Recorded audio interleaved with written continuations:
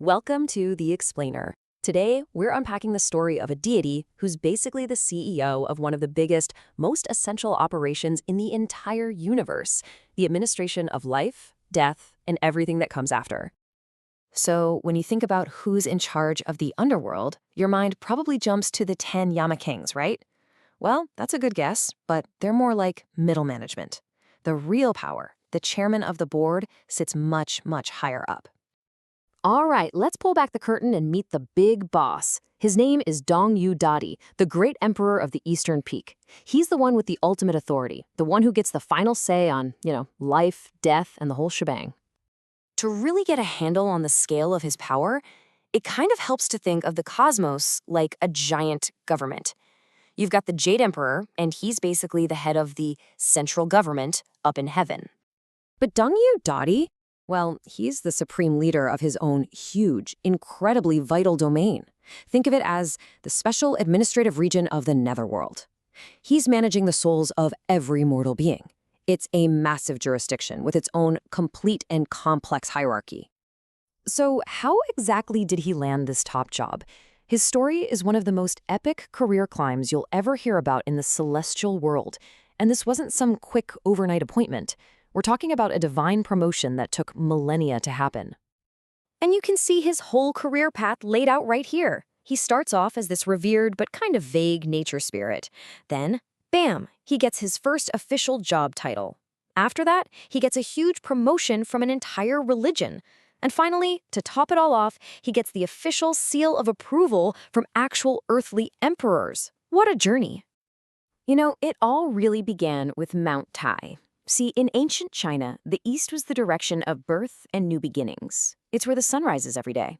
So Mount Tai, being the most sacred mountain in the east, was naturally seen as this powerful source of life. But here's the thing. The power that gives life can also govern its end. And this is where he got his first major promotion. He went from being a general spirit of the mountain to Taishan Fujun, the Lord of Mount Tai. This new title came with a very specific job description. He was now the manager of the souls of the dead. And the mountain itself kind of became the official gateway to the underworld. The final step up the ladder came when Taoism made his position formal, giving him the official title we use today, Dongyue Daidi. Then, emperors in the Tang and Song dynasties threw in their own grand titles, which really cemented his status and helped expand his department into the massive organization it is today. So, now that he's the CEO, what's actually on his to-do list? As you can probably imagine, his responsibilities are just vast. They cover the living, the dead, and the whole system that connects them both. This corporate structure lays it out perfectly. See, Dongwei Dadi is right there at the very top, chairman and CEO. And those 10 Yama Kings you've heard so much about, they're his division heads. They report up to him, not the other way around. He's their boss. So, what are his key duties? Well, this is way more than just stamping paperwork. He literally manages the book of life and death. He gives the final approval on every single judgment made on a soul. He oversees the entire cycle of reincarnation, and he makes absolutely sure that karmic justice is served.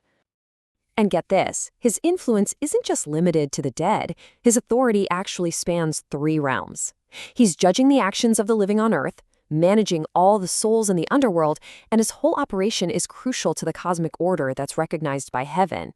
He can even grant blessings to us mortals, like wealth, good fortune, and protection. So, when you're dealing with a deity this powerful, how do you even interact with him? How does a regular person get on the good side of the ultimate boss of life and death? Well, there's a formal process, of course. Worshippers often go to his temples, especially on his birthday, on the 28th day of the 3rd lunar month. They'll bring offerings and clearly state their requests. But while those rituals are definitely important, the most critical part is your sincere intention and, well, your moral conduct.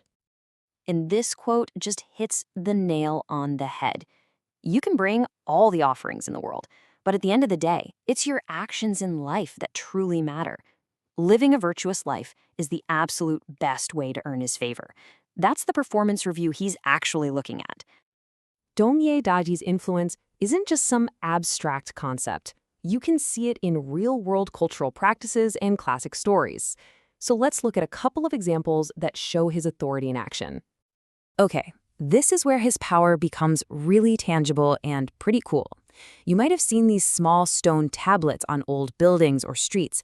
They basically act as an official security seal from Dong Yu Daidi himself, using the power of Mount Tai to keep evil spirits away. It's like having a divine security system installed, dispatched straight from his head office. His authority is so recognized that it even shows up in famous Buddhist stories adapted into Chinese culture. Take the story of Mulian trying to save his mother from the realm of hungry ghosts. After all his merit and prayers, everything has to go through the proper channels.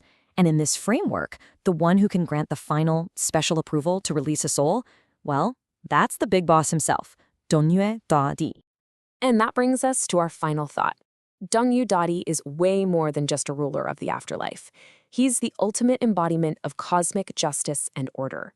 So, remembering that he values good deeds above absolutely everything else, it's a powerful question to end on. If your own life were a performance review sitting on his desk right now, what would it say?